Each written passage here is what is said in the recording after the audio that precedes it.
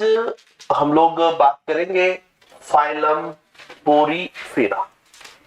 तो हेडिंग लगा लीजिए आप लोग, फाइलम पोरीफेरा।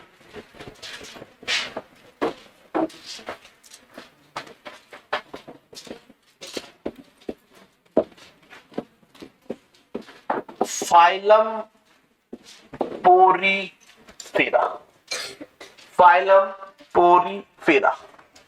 देखिए पोरीफेरा का मतलब यह है कि पोर बियरिंग एनिमल। पोरी का मतलब पोर, फेरा का मतलब बियरिंग, यानी कि छिद्र युक्त जंतु। क्या बताएंगे? पोर बियरिंग एनिमल, जिनको आप लोग क्या बोलेंगे? छिद्र युक्त जंतु। पोर बियरिंग एनिमल, या क्या बोलेंगे इनको? छिद्र युक्त जंतु कहते हैं।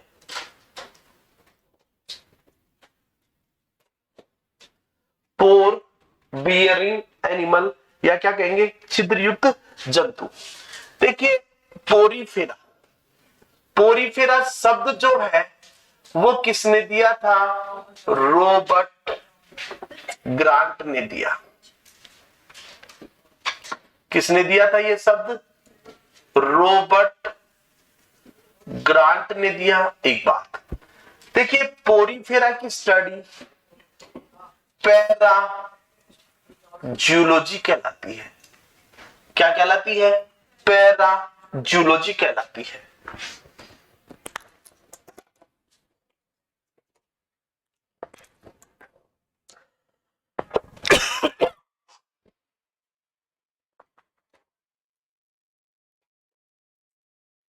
क्या कहलाती है? पैरा जूलॉजी कहलाती है।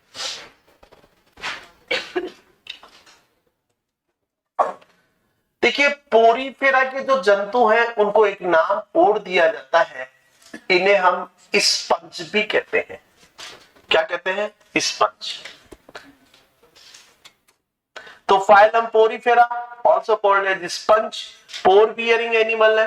पोरीफेरा शब्द किसने दिया? रॉबर्ट ग्रांट ने दिया। और पोरीफेरा की स्टडी क्या कहलाती है? पैरा जूलॉजी कहलाती है। अब इसके कैरेक्टर लिखेंगे। देखिए दो फाइलम है, फाइलम पोरीफेरा और फाइलम इकाइनोडर्मेटा, और वैसे एक्टिनोफोरा भी है। इनके एनिमल्स जो हैं वो कहां पर पाए जाते हैं? समुद्र के अंदर पाए जाते हैं। कहां पर पाए जाते हैं? मैराइन वाटर के अंदर पाए जाते हैं। तो आप लोग याद रखेंगे, इनके जो एनिमल्स हैं वो कहां पर प्रेजेंट होते हैं? मैराइन वाटर के अंदर प्रेजेंट होते हैं। कहां पर प्रेजेंट होते हैं बच्चों? मैराइन वाटर के अंदर प्रेजेंट होते हैं। तो आप लोग बताएंगे कि अधिकांश जंतु, इनके जो अधिकांश एनिमल्स हैं कहां पर पाए जाते हैं बच्चों? मैराइन वाटर में पाए जाते हैं, समुद्री जल में पाए जाते हैं। अपवाद, अपवाद लिखेंगे एफिडेटिया। अपवाद लिखेंगे एफिडेटिया।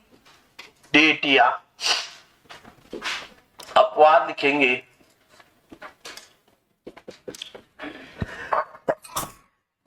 स्पॉन्जिला।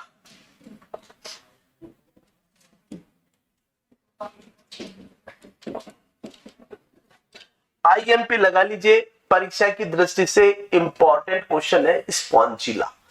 परीक्षा में पूछा जाता है कि फ्रेश वाटर स्पंज है। परीक्षा के अंदर सवाल पूछा जाता है कि फ्रेश वाटर स्पंज, स्पॉन्जिला को हम फ्रेश वाटर स्पंज के नाम से भी जानते हैं। Spongilla, fresh water sponge.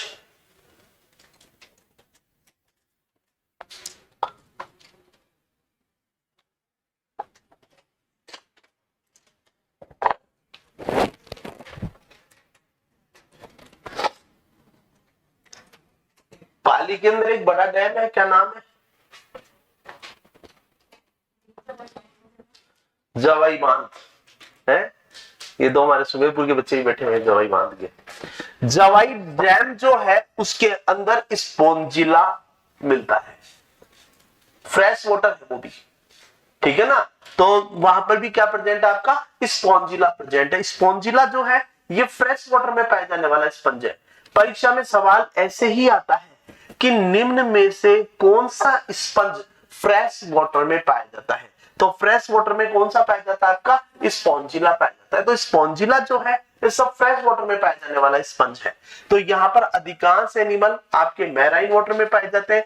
Spongilla जो है वो आपका फ्रेश वाटर में। एफिडेटिया याद रहे तो बहुत अच्छी बात है, न रहे तो और अच्छी बात है, परंतु स्पॉन्जिला आपको याद रहना चाहिए, अंडरलाइन कर लीजिएगा इसको।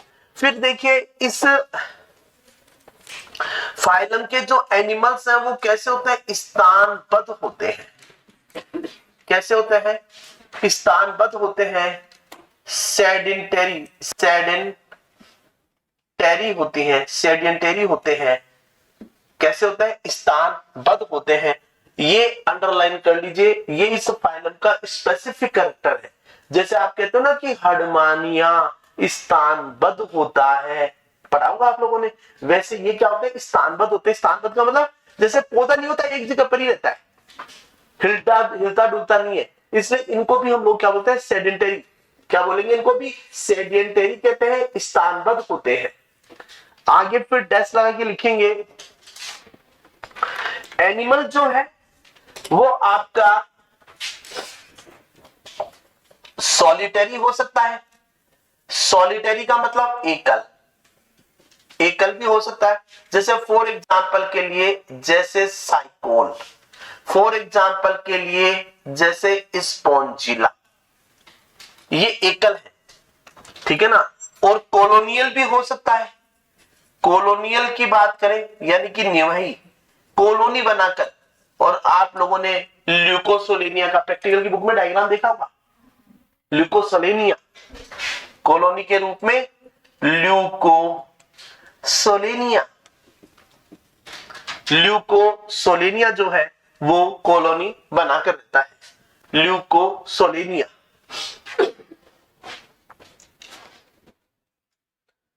कर लिया। अच्छा, बॉडी ऑर्गेनाइजेशन कैसा होता है, फाइलम पोरीफेरा में बॉडी ऑर्गेनाइजेशन, बोलो बच्चों, शारीरिक संगठन कैसा होता है, सेल्यूलर ग्रेड, कोशिकीय स्तर का होता है।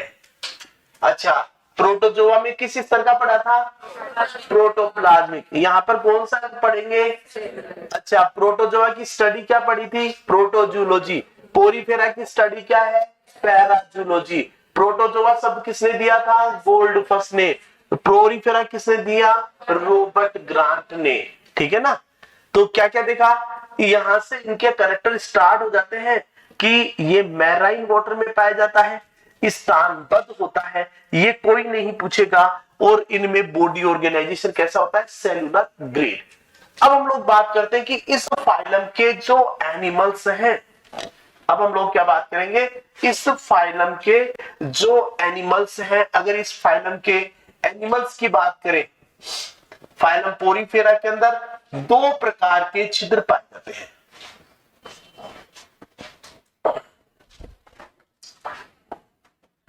क्या बताएंगे जी, स्पंज,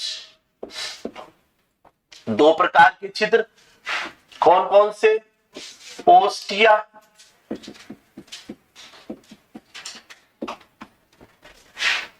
और क्या पाया जाता है, ओस्क्यूलम, ओस्क्यूलम, ओस्टिया ये संख्या में अधिक, मोर इन नंबर, संख्या में अधिक,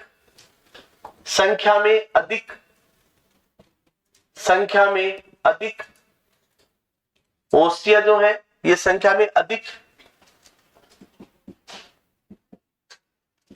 आकार में कैसे होते हैं, छोटे। आकार में कैसे होते हैं बच्चों, ये छोटे होते हैं, संख्या में अधिक और आकार में छोटे। मैं बार बार में लिखूंगा एक शब्द, जल धारा, अंग्रेजी में कहते हैं इसको वाटर मैं इसको शॉर्ट में लिखूंगा WC। WC का मतलब वाटर करंट। तो आकार में छोटे वाटर करंट अंदर प्रवेश करता है, अंदर वाटर करंट स्पंज के शरीर में प्रवेश करती है। जलधारा शरीर के अंदर इन छिद्रों के द्वारा क्या करेगी, प्रवेश करेगी। ओस्क्यूलम संख्या में 1,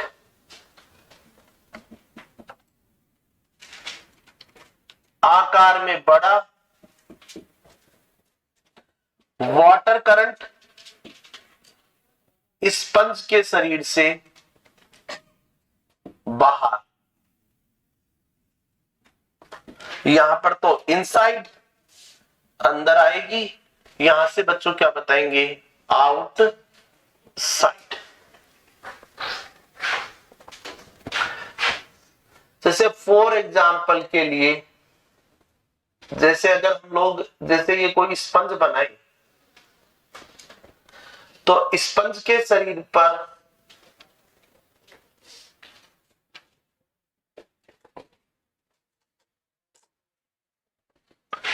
ये तो कहलाता है ओस्क्यूलम, ये कहलाते हैं डर्मल, ओस्टिया, इनके अंदर पाई जाती कैविटी, इसको बोलते हैं स्पोंजोसील। क्या बोलेंगे इसको, स्पोंजोसील, स्पंज कैविटी या स्पंज गुहा कहते हैं। यहां पर आप लोग बताएंगे जलधारा अंदर प्रवेश करती है, वाटर करंट अंदर आएगा और वाटर करंट ओस्क्यूलम के द्वारा बाहर। जलधारा शरीर के अंदर प्रवेश करेगी, जलधारा शरीर के अंदर प्रवेश करती है स्पंज गुहा में, और स्पंज गुहा से जलधारा बाहर, स्पंज गुहा से जलधारा बाहर। स्पोंजोसील को ही हम पैरा गैस्ट्रिक कैविटी कहते हैं। क्या बोलते हैं, पैरा गैस्ट्रिक कैविटी।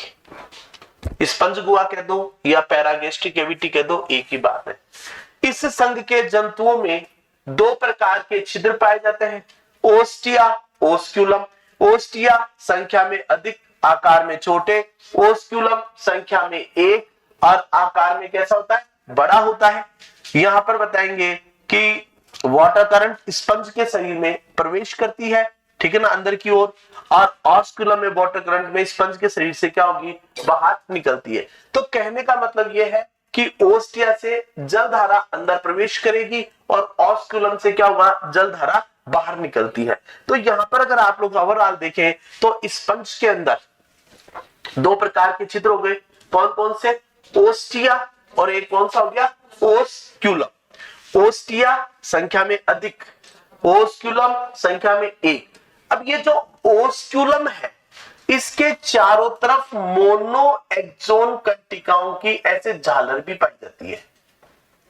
किसकी बनी होती है झालर, इसे बोलते हैं ओस्क्यूलर फ्रिंज। क्या बोलते हैं बच्चों, ओस्क्यूलर फ्रिंज।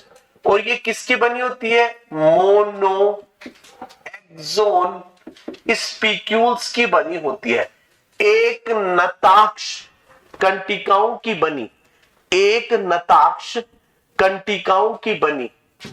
यहां पर आप लोग क्या बताएंगे, एक नताक्ष कंटिकाओं की बनी क्या पाई जाती है, ओस्क्यूलर फ्रिंज पाई जाती है।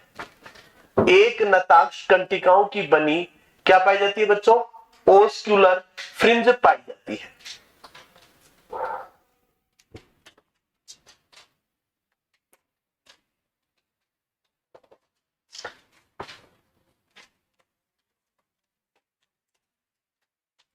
कर लिया नोट। अब वापस ध्यान दीजिए आप लोग। स्पंज के अंदर क्या देखा, ओस्टिया और क्या पाए जाते हैं, ओस्क्यूलम। तो देखिए ओस्टिया और ओस्क्यूलम कौन से फाइलम का कैरेक्टर है, स्पंज का, ठीक है ना। ओस्टिया से जल धारा अंदर प्रवेश करेगी, ओस्क्यूलम से जल धारा क्या होती है, बाहर निकल जाती है।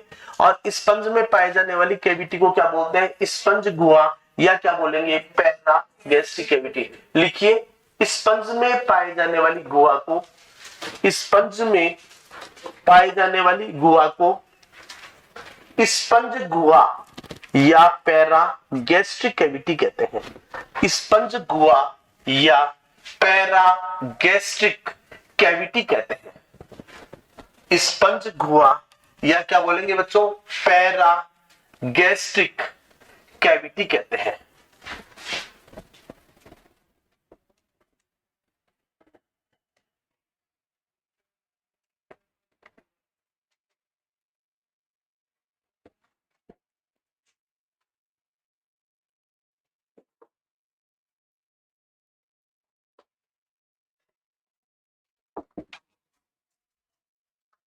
फिर उसके बाद में आप लोग बताएंगे इस फाइलम के जो एनिमल्स हैं वो कैसे होते हैं, डिप्लोब्लास्टिक होते हैं। पढ़ाया था आप लोगों को, द्विस्तरीय। डिप्लोब्लास्टिक का मतलब क्या होता है, द्विस्तरीय होते हैं। दो स्तर कौन कौन से पाए जाते हैं, पिनेकोड्रम और क्या पाया जाता है बच्चों, कोइनोड्रम। कोएनोड्रम और पिनेकोड्रम। ये इसका आउटर लेयर बनाता है, बाह्य स्तर क्या बनाता है, आउटर लेयर। जबकि कोइनोड्रम क्या बनाता है, इनर लेयर, ये आंतरिक स्तर बनाता है। पिनेकोड्रम बाह्य स्तर बनाता है, कोइनोड्रम आंतरिक स्तर बनाता है। कोइनोड्रम आंतरिक स्तर बनाता है, पिनेकोड्रम और क्या बताया मैंने, कोइनोड्रम आउटर लेयर और क्या बताई बच्चों, इनर लेयर। देखिए आउटर लेयर की बात करें, किसकी बात करें, बाह्य स्तर की बात करें, आउटर लेयर की बात करें यानी कि बाह्य स्तर की बात करें, तो ये कौन सी कोशिकाओं का बना होता है, पिनेकोसाइट्स का बना होता है। ये किसका बना होता है, पिनेकोसाइट्स का बना होता है। जबकि कोइनोड्रम किसका बना होता है, ये कोइनोसाइट्स या कौन सी कोशिकाएं, कोलर सेल्स या फ्लैजिलेटेड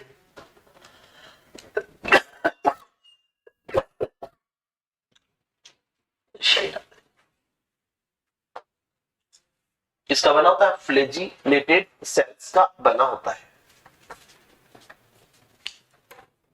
ना, जिनको कीप कोशिका भी कहते हैं।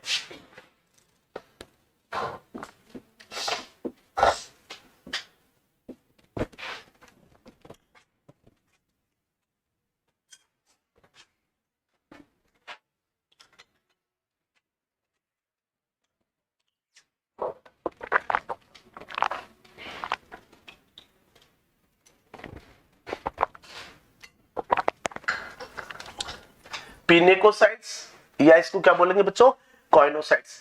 इसको अंडरलाइन कर लीजिए, कोलर सेल्स या फ्लैजिलेटेड सेल्स कौन से फाइलम का कैरेक्टर है। तो ये परीक्षा का सवाल है, मैं जिन पॉइंटों को अंडरलाइन कर रहा हूं ना उनको बहुत अच्छे से पढ़ लेना। ये सब परीक्षाओं के सवाल हैं जो परीक्षाओं में निकलकर आएंगे आपके, ठीक है। पिनेकोड्रम और कॉइनोसाइट अब लिखेंगे, थैंक यू।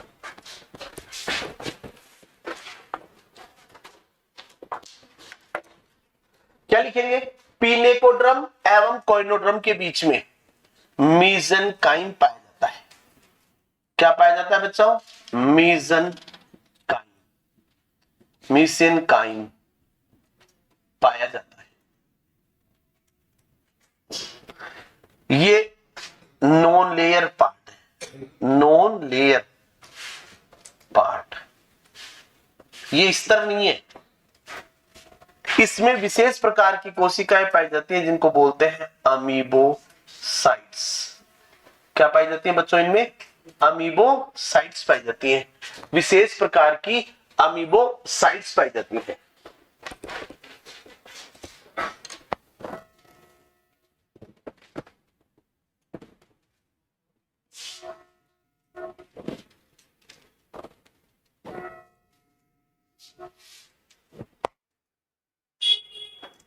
अब हम लोग यहां पर देखते हैं कि कौन कौन सी अमीबोसाइट्स पाई जाती हैं। ये तो सबको समझ में आ गया होगा, पहले भी मैंने डिस्कस कर लिया था। इस संघ के जंतु कैसे होते हैं? द्विस्तरीय होते हैं। बाह्य स्तर पिनेकोड्रम का, अंदर वाला स्तर कोइनोड्रम का, बाहर वाला स्तर पिनेकोसाइट्स। अंदर वाले स्तर में कौन सी कोशिकाएं पाई जाती है? कोइनोसाइट्स पाई जाती है। दोनों के बीच में क्या पाया जाता है? मेसेनकाइम पाया जाता है। और ये आप लोग बताएंगे मेसेनकाइम जो है वो कैसा पार्ट होता है इसका? इसमें अमीबोसाइट्स पाई जाती है। अब कौन कौन सी अमीबोसाइट्स पाई जाती है उनकी बात कर लेते हैं।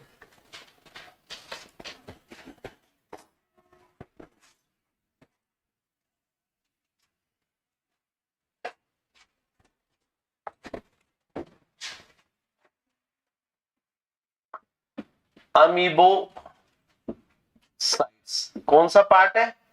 मेसेनकाइम। बोर्ड की तरफ ध्यान दीजिए एक बार। देखिए यहां पर अगर आप लोग देखें तो एक तो पाई जाती है आर्कियोसाइट्स।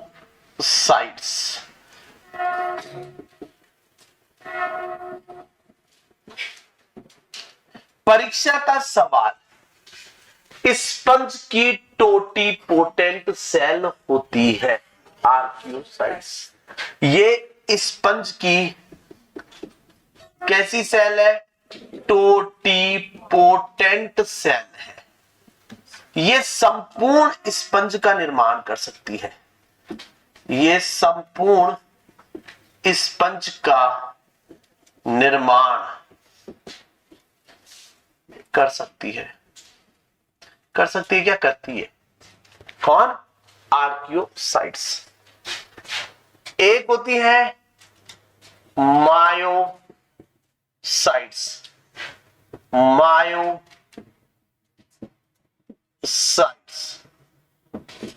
इनमें मसल्स के समान, पेशियों के समान संकुचनशीलता पाई जाती है। मसल्स के जैसे इनमें कॉन्ट्रैक्शन की प्रॉपर्टी है। कॉन्ट्रैक्शन की प्रॉपर्टी जिन सेल्स में पाई जाती है उनको क्या बोलते हैं? मायोसाइट्स कहते हैं।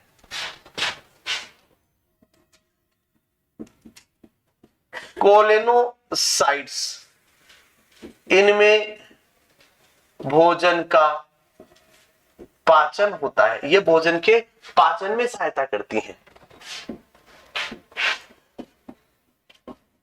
ट्रोफोसाइट्स,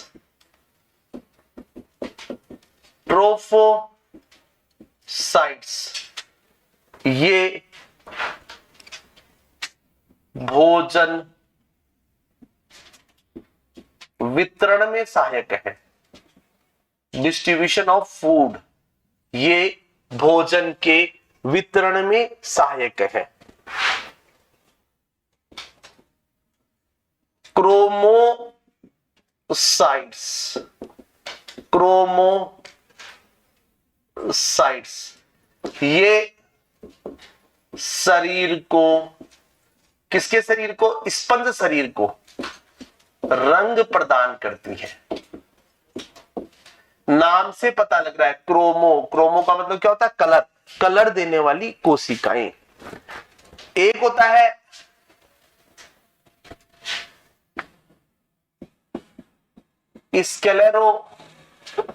स्क्लेरोब्लास्ट। पुनः आईएमपी लगा लीजिए। आर्कियोसाइट्स और स्क्लेरोब्लास्ट ये परीक्षा में पूछे जाते हैं। हमें तो पढ़ाना है सब कुछ, लेकिन परीक्षा के सवाल आर्कियोसाइट्स और स्क्लेरोब्लास्ट पर ही आते हैं। स्क्लेरोब्लास्ट जो है याद रखेंगे, ये स्पीक्यूल्स का निर्माण करती हैं। ये बच्चों किसका निर्माण करती हैं? कंटिकाओं का निर्माण करती हैं। किसका? कंटिकाओं का निर्माण करती हैं। The formation of spicules.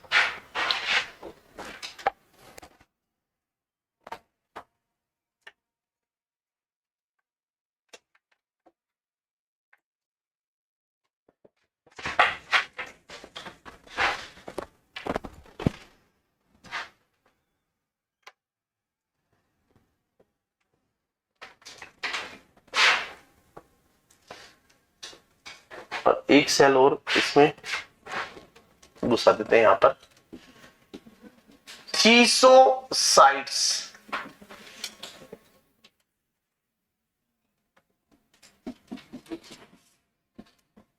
ऊपर लिख दो, कोई फर्क नहीं पड़ेगा। ये भोजन का संचय करती हैं, पर याद जो स्टार में है उनको करना है, और बाकी कोई आ जाए तो अगली बार उसके स्टार लगा देंगे। भाई एग्जामिनर कुछ ही पूछ सकता है। परीक्षा का मतलब होता है पर इच्छा।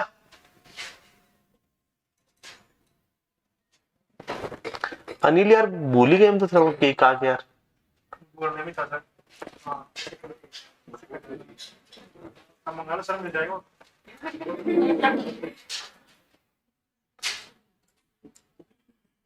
तो यार केक में सबका पेट थोड़ी भर जाएगा।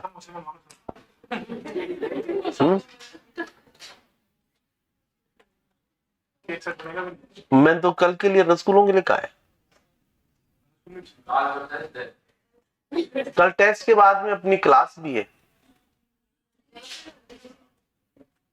कल आप लोगों का टेस्ट का टाइमिंग क्या है? 11 से 2 है ना। तो आप खाना वाना खाकर आना 11 बजे पहले, ठीक है ना। फिर अपन 2:15 बजे से आपकी क्लास स्टार्ट करेंगे। 2:15 से लेकर 4, 4:15 तक 2 घंटे पढ़ लेंगे, ठीक है ना। फिर उसके बाद में आप भी नववर्ष सेलिब्रेट करना।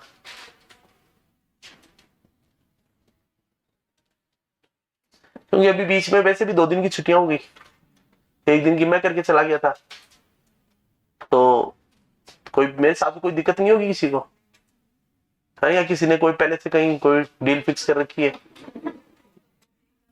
नहीं, कहीं ने डील फिक्स कर रखी होगी, मनसूबों पर पानी फिर जाए। अच्छा, अनिल ने कर रखी है क्या?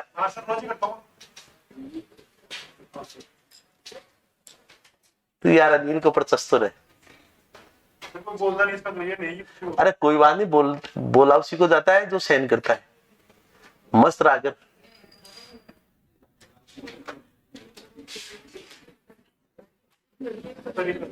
अरे ये तो जीवन का एक पार्ट है, मजाक और क्या है। अनिल दिल पे मत लिया कर। अच्छा हार्ट है ही नहीं तेरे, मतलब पत्थर है क्या? मतलब कौन सा पत्थर है? ग्रेनाइट है, मार्बल है, या कोई वो जोधपुर वाला है, एक धौलपुर का लाल पत्थर भी आता है?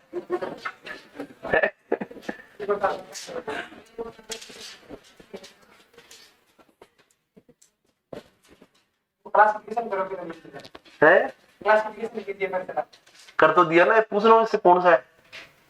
फिर उसके ऊपर केमिकल देखेंगे कौन सा डाला जाए जिससे वो टूटे। भाई केमिकल टेस्ट तो ऐसे तो करते हैं।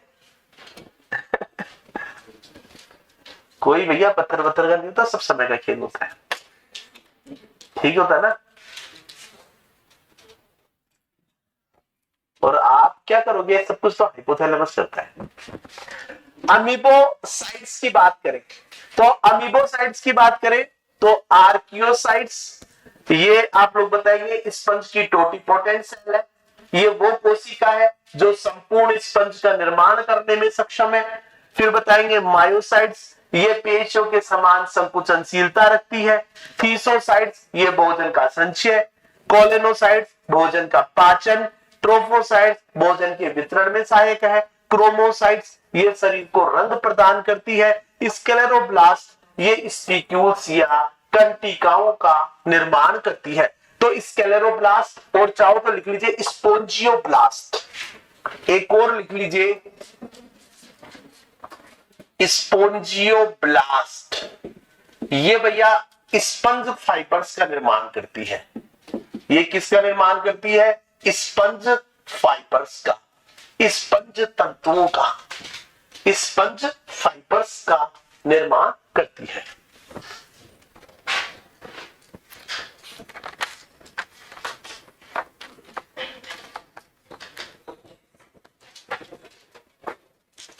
चले आगे, एक बार नाम बोलो फटाफट, बोलो। Archaeocytes, archaeocytes, myocytes, colonocytes, trophocytes, colonocytes, trophocytes, chromocytes, scleroblast, spongioblast. बोलो spongioblast, scleroblast, chromocytes, trophocytes, colonocytes, myocytes, archaeocytes. Clear? Archaeocytes और स्क्लेरोब्लास्ट दिमाग में रखना है। स्पोंजियोब्लास्ट भी पूछे तो स्पंज फाइबर्स। कल 7 बार लिखे थे ना, कितने लोगों ने लिखे? बाकी नहीं लिखे है ना, मतलब बाकी भी भैया पत्थर ही तरह, उनके कोई असर ही नहीं पड़ा किसी का।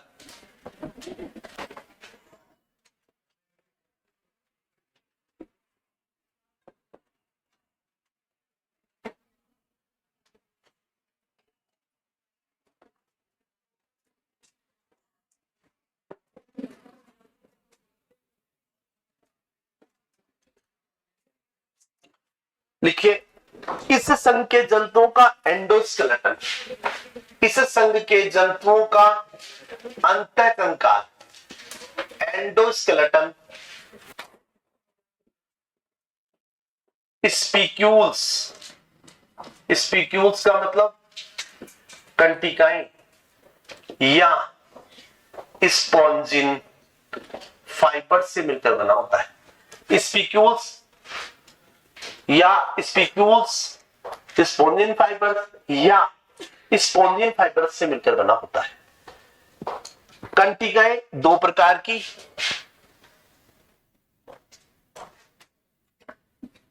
कैल्कोब्लास्ट, सिलिकोब्लास्ट।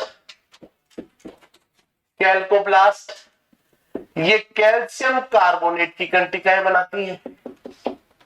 सिलिकोब्लास्ट ये सिलिका की कंटिकाएं बनाती हैं। किसकी कंटिकाएं बनाती हैं? सिलिका की कंटिकाएं, सिलिका की कंटिकाएं। स्पिक्यूल्स, कैल्कोब्लास्ट कैल्शियम कार्बोनेट की कंटिकाएं, सिलिकोब्लास्ट सिलिका की कंटिकाएं, सिलिका की कंटिकाएं।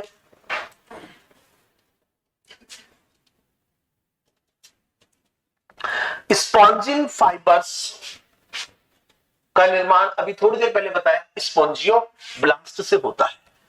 अब इसी के नीचे आईएनपी लगाकर लिख लो, फाइलम पोरीफेरा के, हाँ लिख लो। इस संघ के जंतुओं में अंतःकंकाल स्पिक्यूल्स और स्पोंजिन फाइबर से मिलकर बनता है।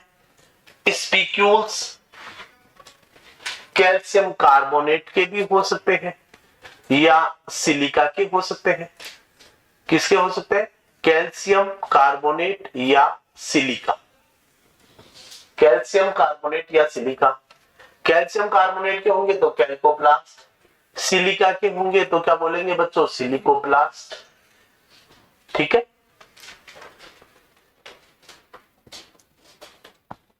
आगे लिखेंगे। देखिए, इस संघ के वर्गीकरण का आधार, इस संघ के वर्गीकरण का आधार एंडोस्केलेटन होता है, अंतःकंकाल। इस संघ के वर्गीकरण का आधार क्या है? Phylum Porifera is classified on the basis of endoskeleton. Phylum Porifera के वर्गीकरण का आधार एंडोस्केलेटन होता है। अंडरलाइन कर लेना, इंपॉर्टेंट पॉइंट है। ठीक है, अब देखिए बच्चों, स्पिक्यूल्स जो है, स्पिक्यूल्स कितने हो सकते हैं अगर देखें तो? स्पिक्यूल्स मोनो एक्सोन हो सकता है, ये लीजिए साहब मोनो एक्सोन। कैसा हो सकता है? ट्राई एक्सोन हो सकता है, ट्राई रेडिएट बोल दो, ट्राई एक्सोन बोल दो, ये लीजिए साहब टेट्रा एक्सोन हो सकता है, ये लीजिए साहब। और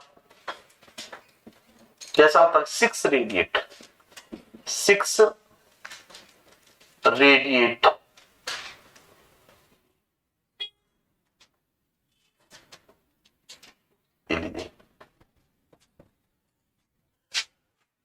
डाई एक्सोन स्पिक्यूल्स एब्सेंट, बनता ही नहीं है।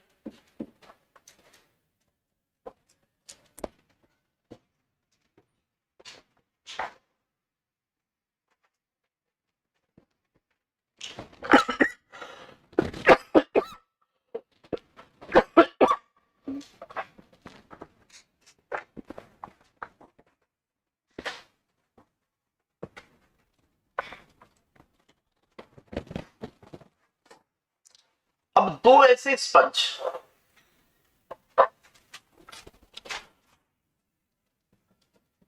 ओस करेला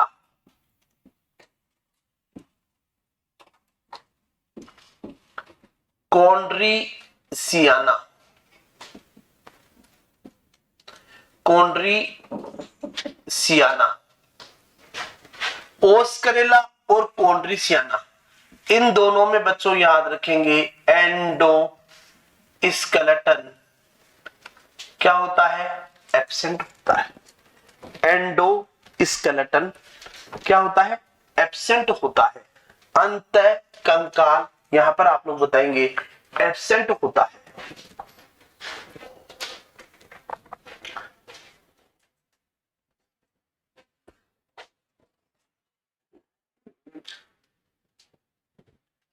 ओस करेला और कॉन्ड्रीसियाना ये दो ऐसे स्पंज है जिनमें अंत कंकाल नहीं पाया जाता।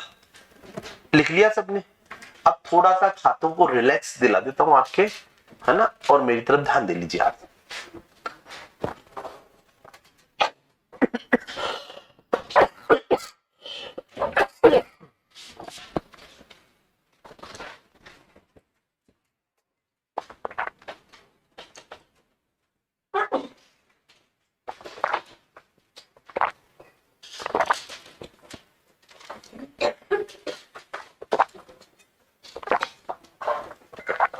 हाँ जी,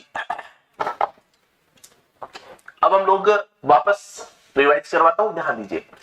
देखिए फाइलम पोरीफेरा स्टडी क्या कहलाती है? पैराजूलॉजी।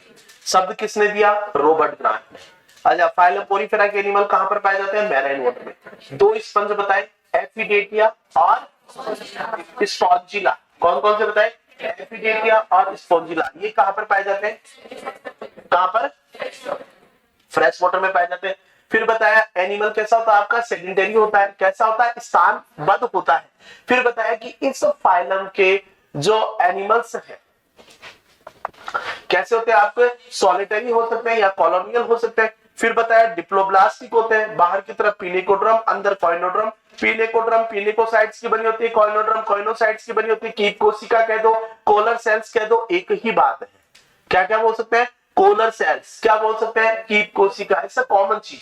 फिर उसके बाद में आप लोग बताएंगे कि इस फाइलम के जो एनिमल्स हैं वहां पर डिप्लोब्लास्ट पीलिकोड्रम कॉइनोड्रम के बीच में क्या पाया जाता है? मीसेनकाइम।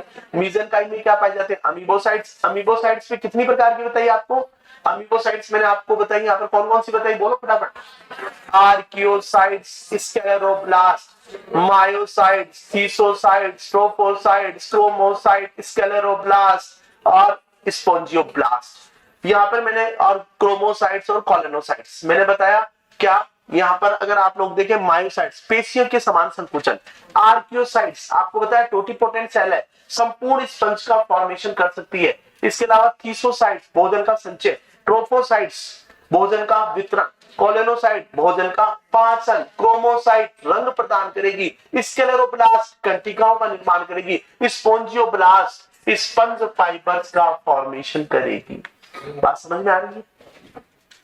फिर उसके बाद में आप लोग बताएंगे कि भाई इस फाइलम के जो एनिमल्स हैं उनमें कौन सी कैविटी पाई जाती है, स्पॉन्जोसील। स्पॉन्जोसील का दूसरा नाम क्या है, पैरागैस्ट्रिक कैविटी। क्या बोलेंगे बच्चों, पैरागैस्ट्रिक कैविटी। क्या बोलेंगे, पैरागैस्ट्रिक कैविटी। क्लियर। फिर उसके बाद में आप लोग बताएंगे कि इस फाइलम के जो एनिमल्स हैं उनके अंदर दो प्रकार के छिद्र पाए जाते हैं। कौन कौन से, ओस्टिया, ओस्कुलम। ओस्टिया नंबर में अधिक है, ओस्कुलम संख्या में कितना होता है, एक होता है। ओस्टिया से जल अंदर जाएगा, ओस्कुलम से जल बाहर जाएगा। ओस्कुलम के ऊपर क्या पाया जाता है, ओस्कुलर फ्रिंज। ओस्कुलर फ्रिंज किसकी बनी होती है, एक नताक्ष कंटिकाओं की बनी होती है। इस संकेत जंतुओं का एंडोस्केलेटन स्पिक्यूल्स व स्पंज फाइबर्स का बना होता है। स्पिक्यूल्स या तो कैल्शियम कार्बोनेट की बनी होगी या किसकी बनी होगी, सिलिका की बनी होगी। यहाँ पर स्पिक्यूल्स में डाइएक्सोन एब्सेंट है। एक नताक्ष कंटिकाएं, त्रिनताक्ष है, चतुर्नताक्ष है और छह नताक्ष कंटिकाएं पाई जाती हैं। ओस्क्रेला और कॉन्ड्रीसियाना दो ऐसे स्पंज हैं जिनके अंदर एंडोस्केलेटन एब्सेंट। और फाइलम पोरीफेरा के वर्गीकरण का आधार भी क्या होता है, एंडोस्केलेटन होता है। फिर लिखेंगे आईएमपी लगा लीजिए। इस संघ के जंतुओं में कैनाल सिस्टम पाया जाता है। याद रखिए वाटर वेस्कुलर सिस्टम इकाइनोडर्मेटा का कैरेक्टर है। कैनाल सिस्टम फाइलम पोरीफेरा का कैरेक्टर है। फाइलम पोरीफेरा में क्या पाया जाता है, कैनाल सिस्टम। कैनाल सिस्टम कितने प्रकार का होता है, कैनाल सिस्टम चार प्रकार का। कौन कौन सा, एस्कोन टाइप, एस्कोन प्रकार का, एस्कोन टाइप। दूसरा बताएंगे बच्चों साइखॉन टाइप, साइखॉन प्रकार का। तीसरा बच्चों बताएंगे ल्यूकोन टाइप, ल्यूकोन प्रकार का। चौथा बताएंगे रेगोन टाइप, रेगोन प्रकार।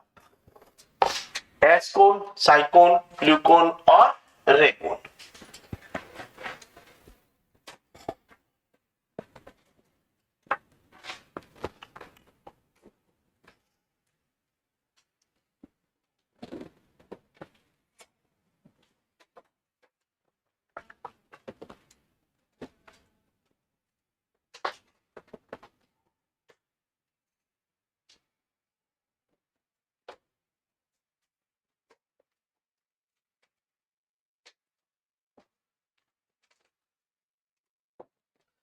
अच्छा जी, तो कैनाल सिस्टम किस किस में हेल्प करता है, भोजन के अंतर्ग्रहण में, इंजेशन ऑफ फूड, भोजन के अंतर्ग्रहण में, रेस्पाइरेशन में, एक्सक्रीशन में मतलब उत्सर्जन में, और बताएंगे बच्चों रिप्रोडक्शन या प्रजनन में। श्वसन, उत्सर्जन और जनन, श्वसन, उत्सर्जन और जनन।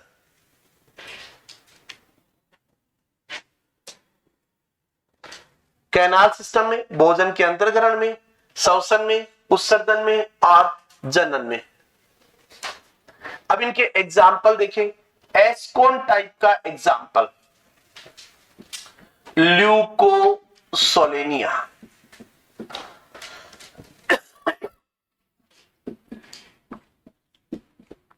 ओलियंथस, ओलियंथस, ओलियंथस को साइकोन की शिशु अवस्था, साइकोन की जुवेनाइल स्टेज, शिशु अवस्था। साइकोन बाल्यकाल अवस्था में क्या कहलाएगा, ओलियंथस कहलाता है। Juvenile stage of sycon called as olynthus. Leucosolenia और ओलियंथस के अंदर एस्कोन टाइप। साइकोन टाइप का कैनाल सिस्टम किसमें पाया जाता है, साइफा, इसी को बोलते हैं साइकोन, एक ही बात है। साइफा कह दो, साइकोन कह दो, एक ही बात है। ल्यूकोन टाइप का कैनाल सिस्टम किसमें देखने को मिलता है बच्चों, याद रख लेना, स्पॉन्जिला। किसमें, स्पॉन्जिला। रेगोन टाइप का कैनाल सिस्टम किसमें देखने को मिलेगा, डीमो स्पोंजियाई, डीमो स्पोंजियाई के लार्वा में, लार्वाओं में, के लार्वाओं में, डीमोस्पोंजियाई के जो लार्वा है उनके अंदर रेगोन टाइप का कैनाल सिस्टम देखने को मिलता है। अगर यहां पर देखें 4 प्रकार का कैनाल सिस्टम है, एस्कोन, साइकोन, अल्यूकोन, रेगोन। एस्कोन टाइप का कैनाल सिस्टम ल्यूकोसोलेनिया या ओलियंथस के अंदर साइकोन की शिशु अवस्था है। साइकोन टाइप का कैनाल सिस्टम साइकोन में देखने को मिलता है। ल्यूकोन आप बताएंगे स्पोंजिला में देखने को मिलता है। रेगोन टाइप का डीमो स्पोंजियाई के लार्वा में देखने को मिलता है।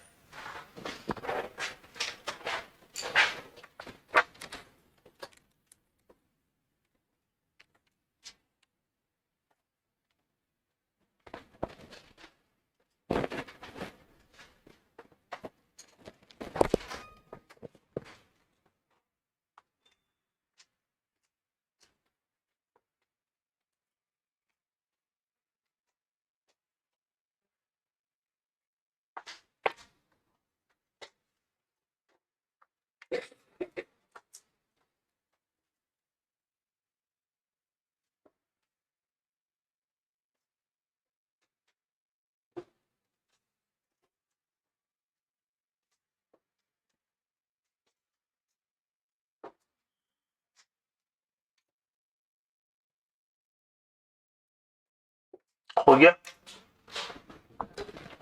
कौन कौन से बताए बच्चों, बोलिए फटाफट। एस्कॉन, साइकोन, ल्यूकोन, रेगोन। अच्छा, इस फाइनल में कौन सा सिस्टम है, कैनाल। वाटर वेस्कुलर कहां पाया जाता है, इकाइनोडर्मेटा में, ठीक है ना। कौन कौन से फाइलम में जिनके एनिमल्स मैराइन वाटर में है, पोरीफेरा, टीनोफोरा और इकाइनोडर्मेटा, ठीक है ना। अपवाद इक्के दुक्के ही है, ज्यादा नहीं है इनके, इसलिए परीक्षा में सवाल पूछे ना कि निम्न में से कौन से संघ के जंतु मैराइन वाटर में पाए जाते हैं। इकाइनोडर्मेटा पे सवाल पूछा हुआ आरपीएससी के अंदर, पोरीफेरा पर भी आया हुआ है, इसलिए दिमाग में रखना इनको, ठीक है ना। और ये भी पूछा हुआ है कि कौन सा स्पंज है जो फ्रेश वाटर में पाया जाता है, ठीक है ना। अब सबसे पहले आप लिख लीजिए एस्कोन टाइप, क्योंकि इनके ऊपर फ्लो चार्ट परीक्षा में पूछा जा सकता है, ठीक है ना, वो मैं आपको बता रहा हूं।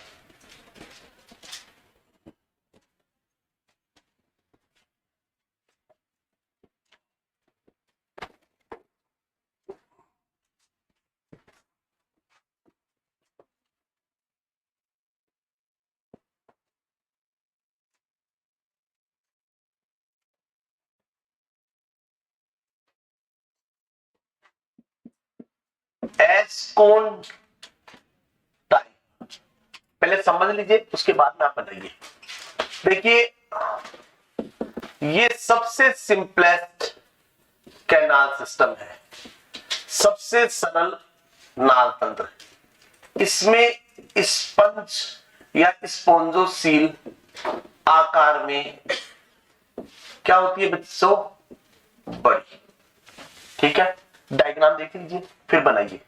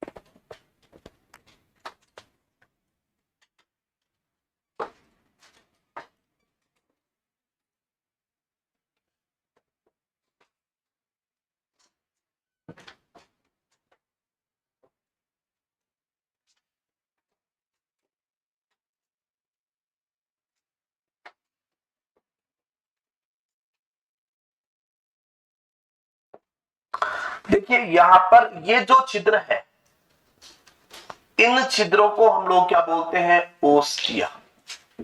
ये जो छिद्र है वो क्या कहलाता है बच्चों? ओस्क्यूलम। और ये कैविटी क्या कहलाती है? स्पॉन्जोसील। देखिए बच्चों क्या होगा, ये वाटर करंट अंदर है, वाटर करंट इनसाइड, जल धारा अंदर प्रवेश करती है, और ये आपका वाटर करंट आउटसाइड, बाहर की तरफ। तो यहां पर फ्लो चार्ट क्या बना? वाटर करंट इनसाइड, इनसाइड का मतलब अंदर। एक बार देख लीजिए फिर बना लीजिए, मैं टाइम दे दूंगा आपको, है ना, समझ लीजिए, एक को समझाने में दिक्कत आती है। वाटर करंट अंदर प्रवेश करेगा, किससे बाहर निकलेगा बच्चों? ओस्टिया से, ओस्टिया से अंदर प्रवेश करेगा। वाटर करंट इनसाइड, ओस्टिया से कहां पर आएगा? स्पॉन्जोसील में, और ऑस्क्यूलम से वाटर करंट आउटसाइड। अब बना लीजिए इसको।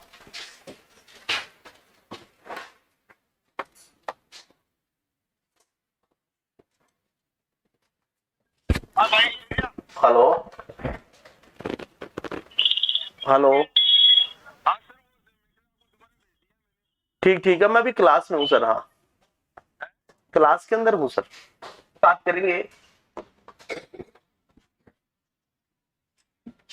Sycon type canal system. देखिए साइकोन टाइप कैनाल सिस्टम की बात करें, एग्जाम्पल साइफा, एग्जाम्पल ग्रेंशिया। साइफा और क्या बताएंगे? ग्रेंशिया। यहां पर स्पंज गुहा क्या हो जाएगी? छोटी। अब देखिए इसको, देखिए हम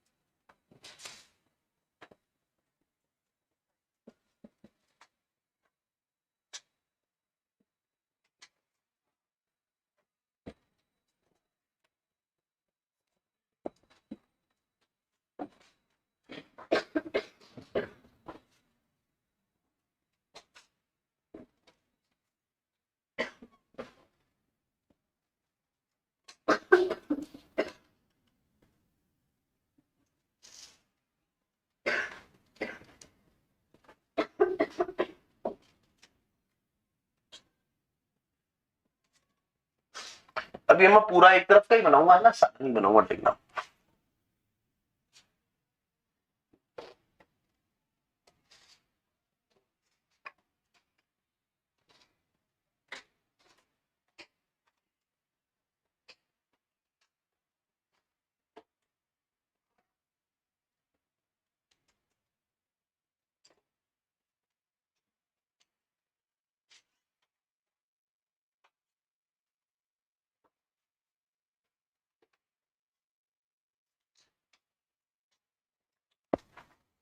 एक सेकेंड बोर्ड की तरफ ध्यान दे।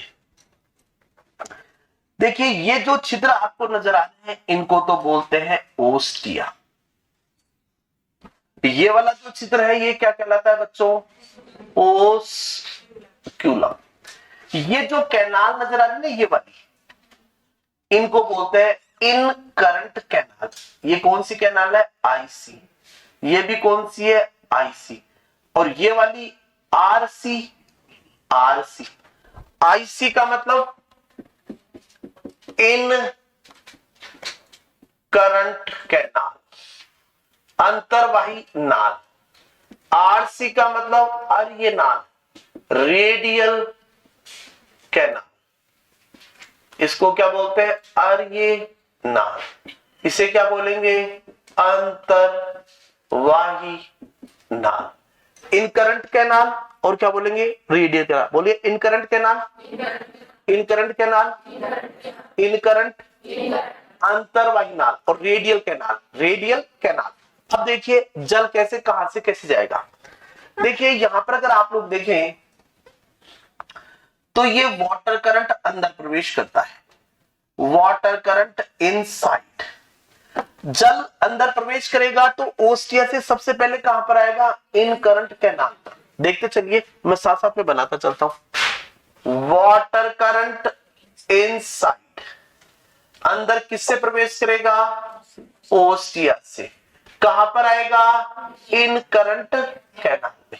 शॉर्ट में लिख दूं आईसी में, इन करंट कैनाल में। अब ये वाले जो छिद्र हैं, ये वाले छिद्र, इन छिद्रों को हम लोग क्या बोलते हैं, इनको बोलते हैं प्रोसोपाइल। क्या बोलते हैं बच्चों, आगम द्वार। नहीं कहते ये आगमन द्वार है, ये निर्गम द्वार है। पिक्चर हॉल में नहीं लिखा रहता इनसाइड एग्जिट, ये बाहर, ये अंदर। तो ये आगम द्वार प्रोसोपाइल। और ये वाला जो छिद्र है ना, ये वाले, ये इस छिद्र को क्या बोलेंगे, एपोपाइल, निर्गम द्वार। अब समझ लीजिए क्या, वाटर करंट अंदर गया कहां पर, इन करंट कैनाल में। इन करंट कैनाल से ये किसके द्वारा, प्रोसोपाइल के द्वारा कहां पर जाएगा बच्चों, रेडियल कैनाल में।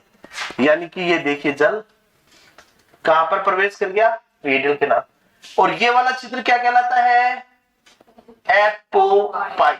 ये वाटर करंट अंदर गया और ये वाटर करंट यहां पर आ गया, कौन से छिद्र के द्वारा, रेडियल कैनाल से।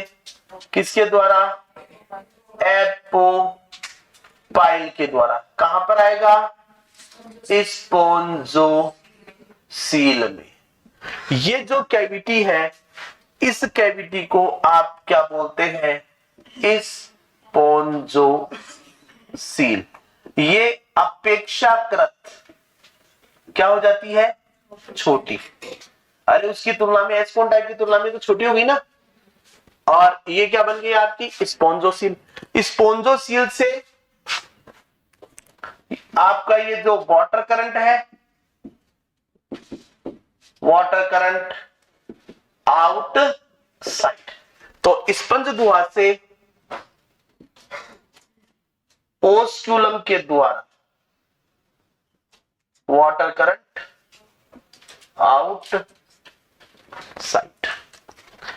बिल्कुल सिंपल डायग्राम से फ्लो चार्ट बता दिया है। ये फ्लो चार्ट परीक्षा में पूछे जाते हैं।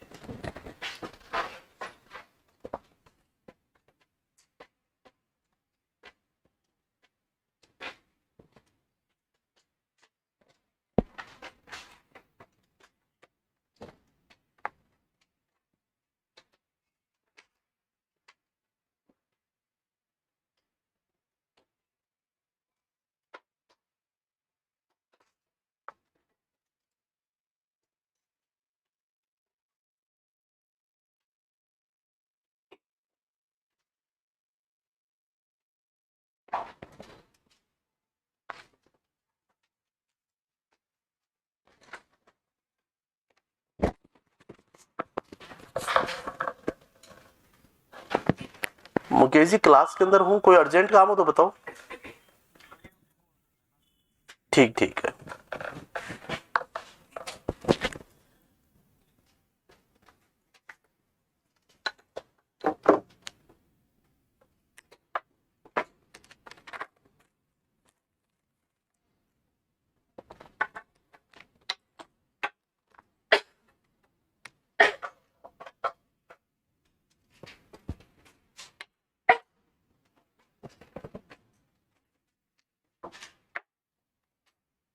चले भाई, बना लो, कोई दिक्कत नहीं है।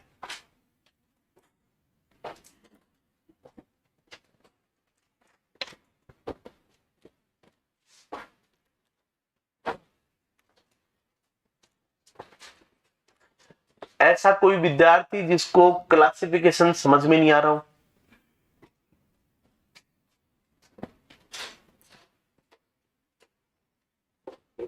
समझ में तो आ रहा, बस घर के प्रैक्टिस का मामला है सब, है ना।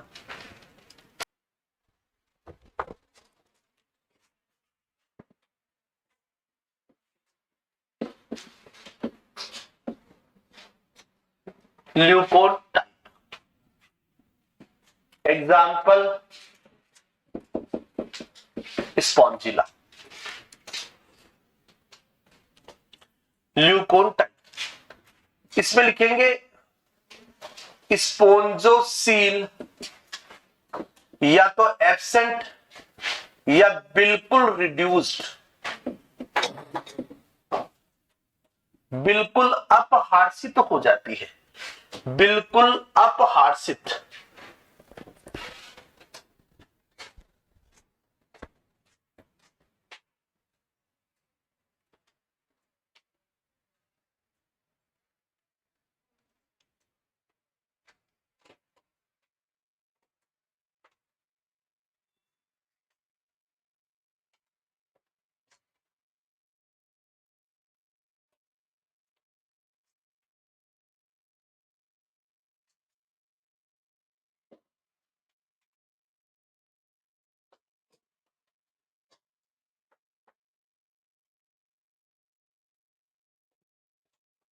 देखिए इधर ध्यान दीजिए।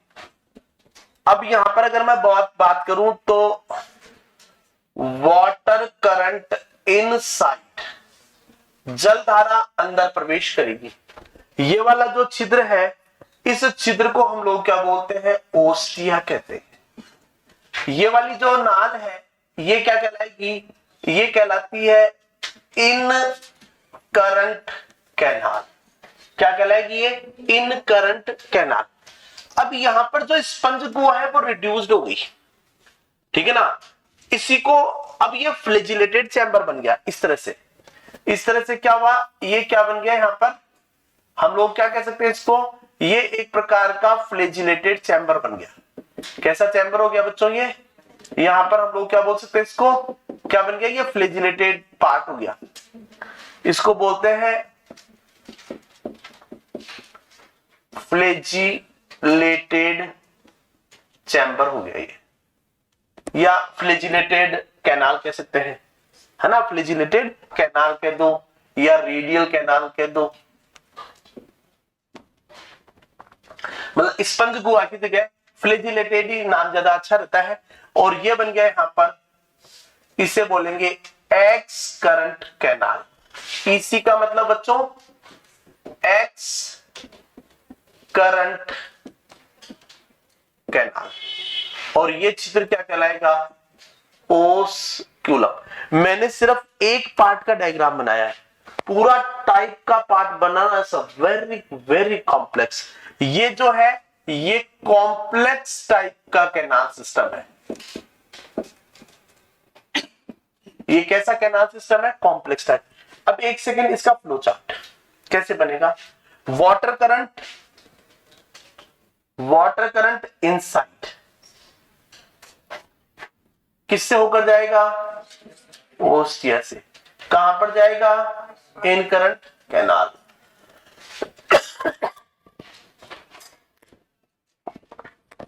ये वाला छिद्र और ये वाला छिद्र, ये क्या कहलाएगा? प्रोसोपाइल। ये वाला छिद्र क्या कहलाएगा? एपोपाइल। तो इन करंट कैनाल से ये आप लोग क्या बताएंगे? कहां पर? प्रोसोपाइल। प्रोसोपाइल के द्वारा कहां पर जाएगा ये? फ्लैजिलेटेड चैम्बर में। कहां पर? Flagellated chamber.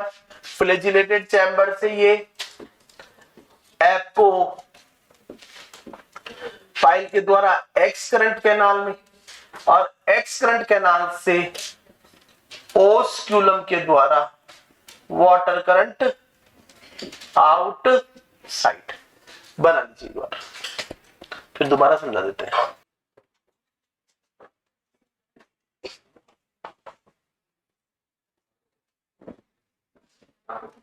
चलेंगे? समझ में आ गया ये? क्या देखा? रेडियल कैनाल का नाम क्या दे दिया? Flagellated chamber. स्पंज गुहा की जगह पर क्या डेवलप हो गई? X current canal. बस यही अंतर और कुछ नहीं है, चीजें वही है। क्लियर? परीक्षा में ये फ्लो चार्ट पूछा जाता है। अगर 100 बच्चे परीक्षा देंगे तो कोई एक बच्चा मुश्किल से ये सवाल कर पाता है, क्योंकि सामान्यतः ये पढ़ते ही नहीं। ठीक है ना, ये आता है बीएससी स्तर पर। ठीक है ना।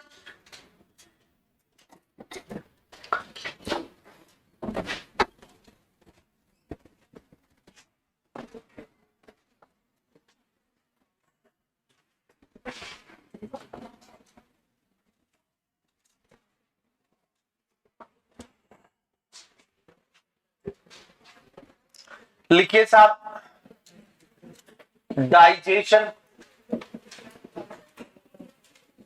क्या हुआ मैडम? ना ना, रेगोन का कुछ नहीं लिखना, बंद, फाइल बंद कर दो। डाइजेशन, इंट्रा सेलुलर डाइजेशन, पाचन की क्रिया कोशिका के अंदर होता है। पाचन कहां पर होता है? कोशिका के अंदर। इंट्रा सेलुलर डाइजेशन है। देखिए, phylum protozoa, Porifera, Coelenterata intra cellular है, लेकिन सिलेंट्रेटा में इंट्रा सेलुलर से एक्स्ट्रा सेलुलर डाइजेशन स्टार्ट हो जाएगा। कौन सा? बहिर्कोशिकीय पाचन। पाचन की क्रिया कोशिका के बाहर निकलेगी। कब निकलेगी? सिलेंट्रेटा, जब सिलेंट्रेटा में आप घुसेंगे। ठीक है ना, तो इंट्रासेलुलर डाइजेशन है। फिर आप लोग बात करेंगे रेस्पायरेशन एंड एक्सक्रीशन। ये दोनों कौन हेल्प करता है? Canal system. ये भैया कोई एनिमल ऐसे पकड़ लो और ऐसे बना दीजिए। जल में घुली हुई ऑक्सीजन अंदर प्रवेश करती है। ठीक है ना, जल में घुलित अवस्था में CO2 बाहर निकल जाती है। उत्सर्जी पदार्थ के रूप में अमोनिया बाहर निकलता है। इसलिए एनिमल कैसे हो गए? अमोनोटैनिक। कैसे हो गए? अमोनोटैनिक। अमोनोटैनिक।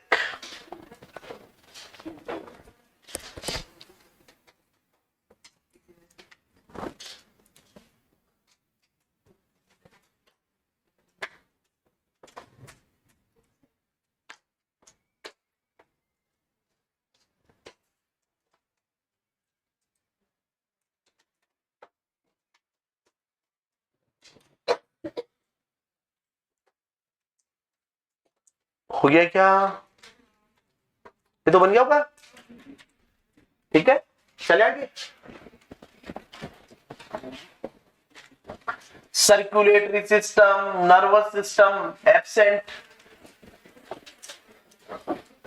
अब आइए साहब, रिप्रोडक्शन।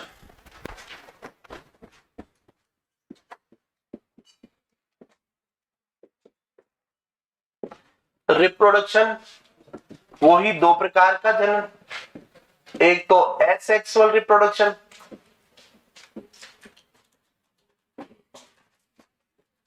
और एक बताएंगे कौन सा?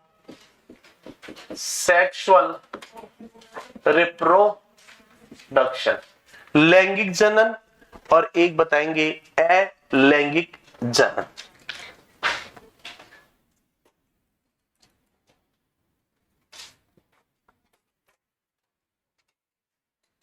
आइए, एसेक्सुअल रिप्रोडक्शन।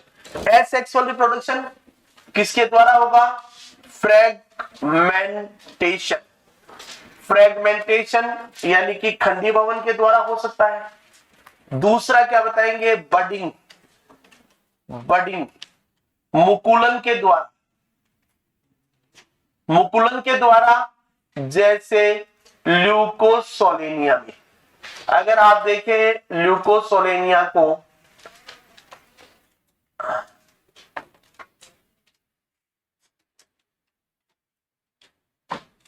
तो इस तरह से बड का निर्माण हो जाता है। इसको बोलते हैं एक्सोजीनस बड, बहिर्जात मुकुल।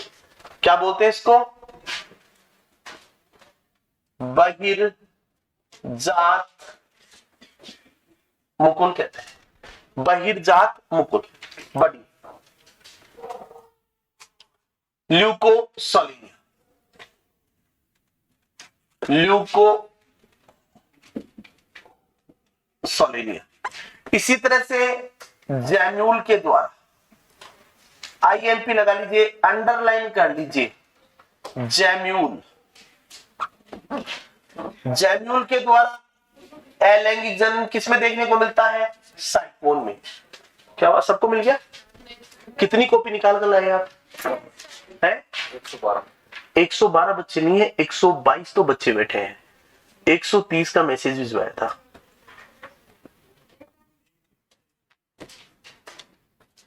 कितने बच्चे रह गए भाई?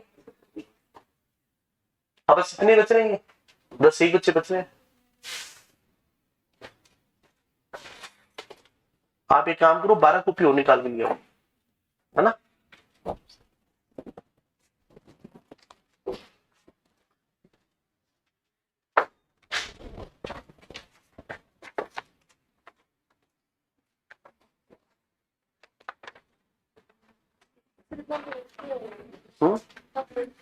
ब्लैक तो वो स्किन किया ना मैंने, तो मैंने ओरिजिनल का भेज दिया था, इसलिए ब्लैक का। हाँ, क्लियर भी सबको? जैम्यूल, जैम्यूल के द्वारा किस होता है? साइकोन में। अगर जैम्यूल का स्ट्रक्चर देखें तो जैम्यूल कैसा होता है?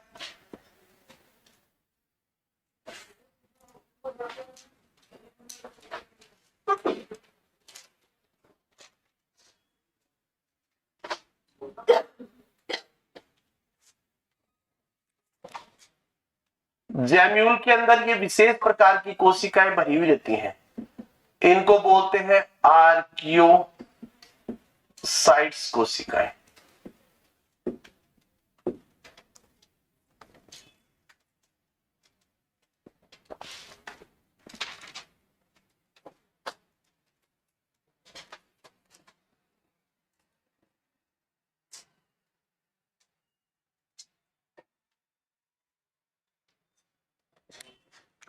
ये यहां पर देखें तो मोनो एक्सॉन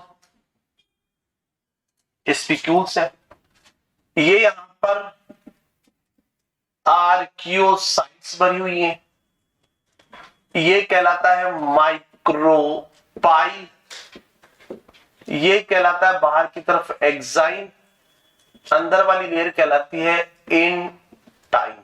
बाहरी स्तर, अंदर वाला स्तर, बाह्य स्तर, आंतरिक स्तर, छिद्र जो है वो कहलाएगा बच्चों माइक्रोपाइल।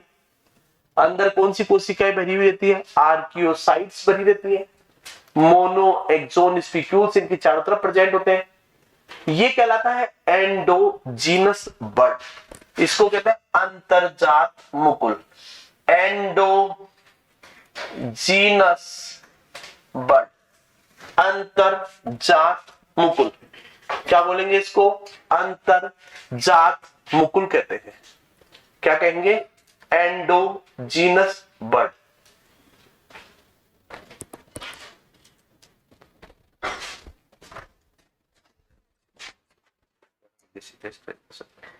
कल 11 बजे आप लोगों का टेस्ट रहेगा, 11 से 2 बजे तक, ठीक है ना? आप खाना वाना खाकर आए, 2:15 बजे से आपकी थ्योरी की क्लास रहेगी,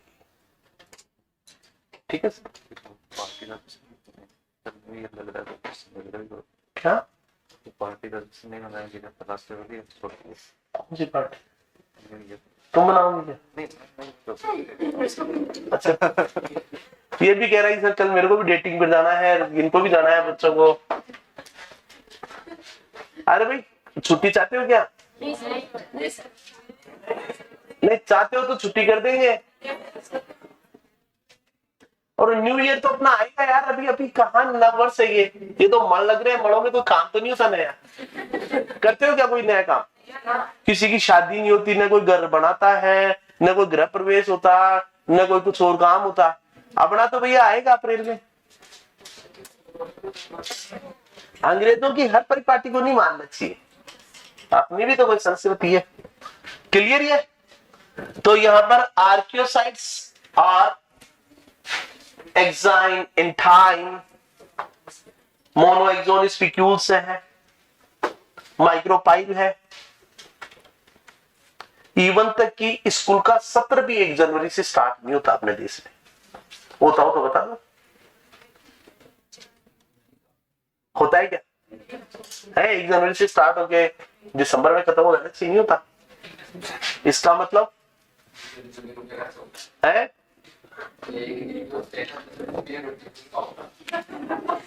क्या चीज है?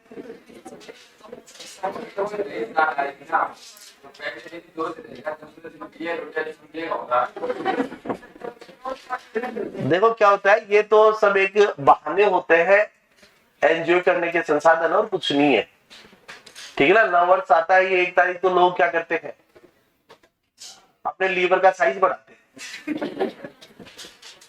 बेटा दोस्तों, बिल्कुल मैडम, दोबारा बता देते हैं। जैम्यूल के द्वारा स्पंज के अंदर अलैंगिक जनन होता है।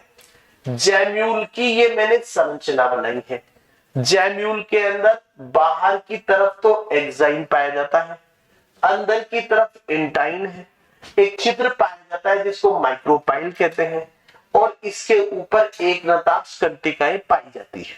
ये तो क्या हो गया जैम्यूल की संरचना। जैम्यूल के अंदर विशेष प्रकार की कोशिकाएं भरी रहती है जिनको आर्कियोसाइट्स कहते हैं, और अभी थोड़ी देर पहले पढ़ाया था आर्कियोसाइट्स टोटिपोटेंट सेल्स होती है। आगे बात समझ में। और याद रखना, परीक्षा का सवाल बनता है जैम्यूल जो है वो स्पंज में अलैंगिक जनन के लिए उत्तरदायी होता है। अंडरलाइन कर लेना इसको।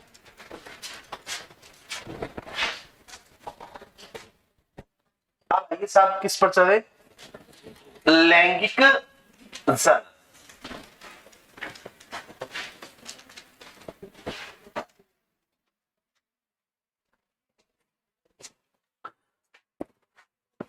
Sexual reproduction.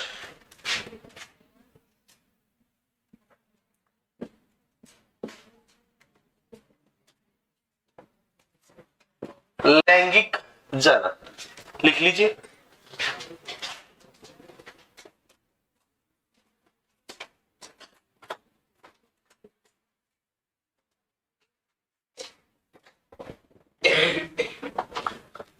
हाँ, नोट कर लीजिए। एनिमल जो है वो आपका कैसा होता है, मोनोइसियस होता है। देखो ना जिनको नहीं मिला, एनिमल जो है वो कैसा होता है, मोनोइसियस होता है। मोनोइसियस कह दीजिए या द्विलिंगी कह दीजिए या बाइसेक्सुअल कह दीजिए, एक ही बात है। जब दोनों सेक्स ऑर्गन एक ही एनिमल में प्रेजेंट हो।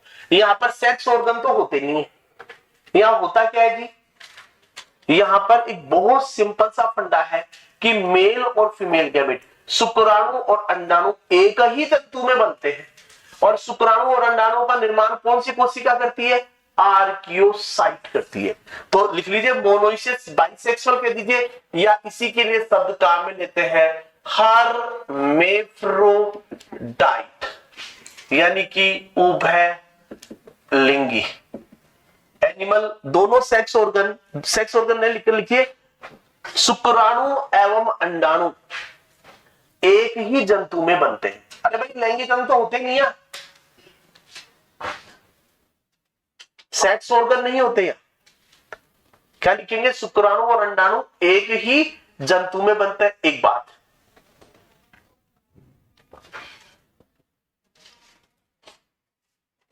लिख लिया। नेक्स्ट पॉइंट लिखेंगे यहां पर, क्या लिखेंगे, ये कैसे होते हैं, प्रोटोगाइनस होते हैं। प्रोटोगाइनस, स्त्री पूर्वता, हिंदी में क्या बोलते हैं इसको, स्त्री पूर्वता। मतलब ओवम पहले परिपक्व होते हैं, पहले मैच्योर होते हैं, स्पर्म बाद में मैच्योर होते हैं। स्पर्म जो है वो बाद में मैच्योर होते हैं। प्रोटोगाइनस मतलब अंडाणु पहले परिपक्व होते हैं, शुक्राणु बाद में मैच्योर होते हैं। एग्जाम्पल ल्यूकोसोलेनिया, क्या लिखेंगे बच्चों? Example Leucosolenia. ल्यूकोसोलेनिया में तो प्रोटोएंड्रस है। नहीं नहीं नहीं, एक मिनट एक सेकंड प्लीज। साइकोन या मैं लिख दूं अधिकांश स्पंज, अधिकांश स्पंज प्रोटोगाइनस होते हैं। अपवाद ल्यूकोसोलेनिया,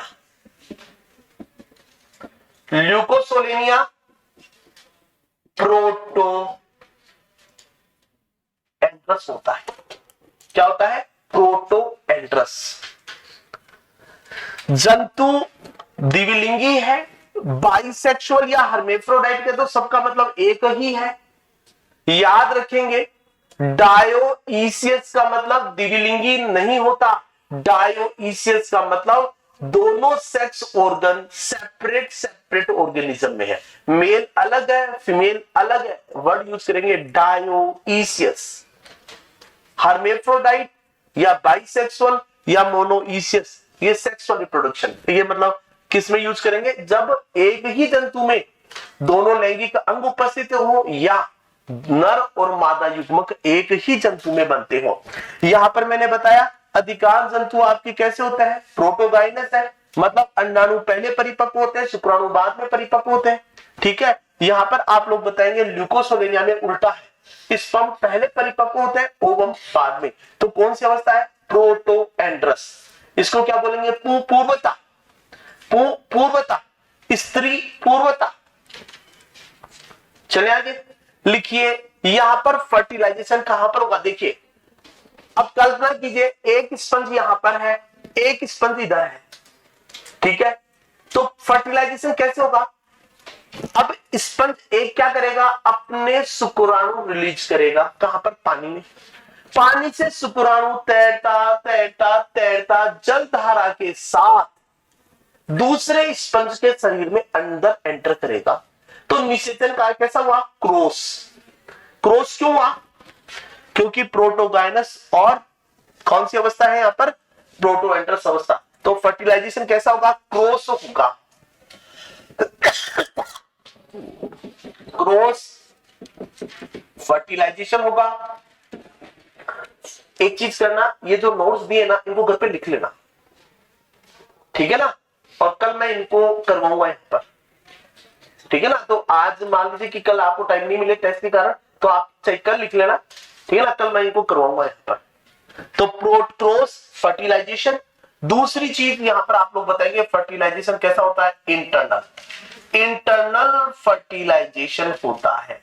निषेचन की क्रिया शरीर के भीतर होती है, तो फर्टिलाइजेशन कैसा होगा? इंटरनल होगा।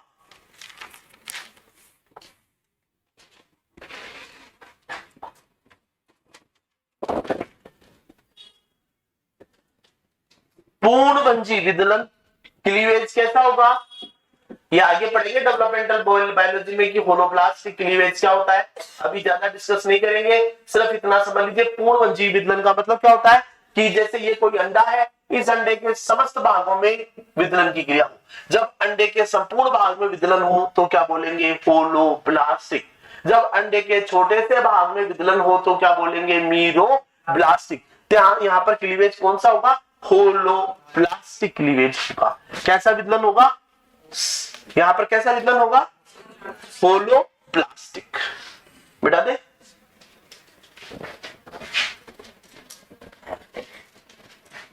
फिर लिखेंगे साहब डेवलपमेंट। एक दो करेक्टर और लिख लेते हैं फिर। डेवलपमेंट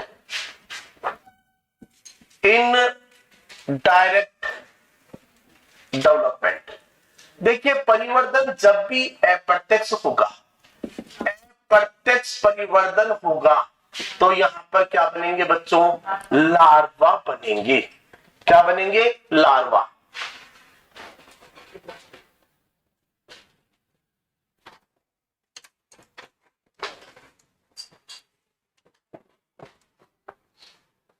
लिख लिया।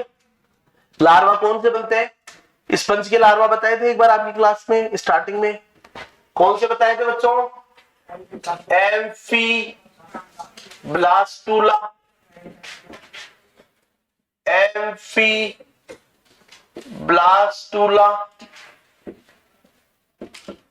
पेरनकाइमूला, पेरनकाइमूला,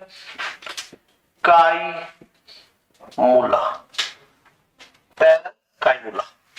अगर आप देखें एम्फीब्लास्टुला कैसा होता है?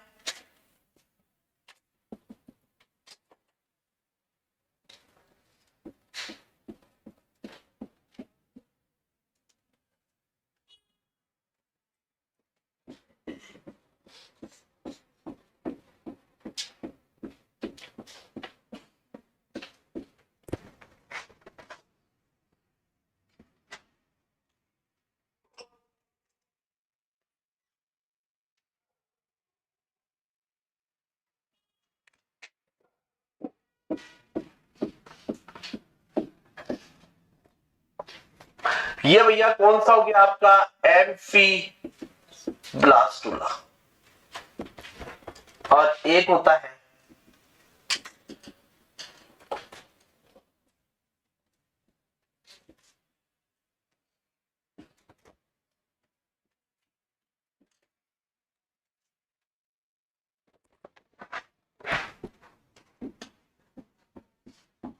ये, इसमें अमीबोसाइट्स भरी हुई रहती हैं।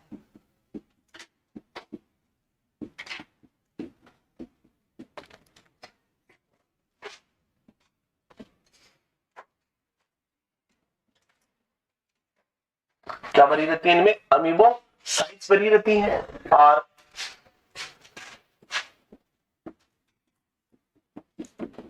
ये चारों तरफ फ्लैजिला बना दीजिए। ये कौन सा लार्वा बन गया? पेरनकाइमूला, पेरनकाइमूला। डायग्राम सिर्फ इसलिए बताएं कि दिमाग में पिक्चर बन जाती है कि हाँ ऐसा ऐसा होता है। एम्फीब्लास्टुला और ये क्या होता है? पेरनकाइमूला। एम्फीब्लास्टुला और पेरनकाइमूला याद रखेंगे। और प्रजनन काल में आर्कियोसाइट्स स्पर्म और ओवम का निर्माण करती है। प्रजनन काल में ये स्पर्म एवं ओवम का क्या करती है? निर्माण करती है। ओवम का निर्माण, स्पर्म एवं ओवम का निर्माण करती है। रीजनरेशन की अपार क्षमता, रीजनरेशन की अपार क्षमता। बाकी कल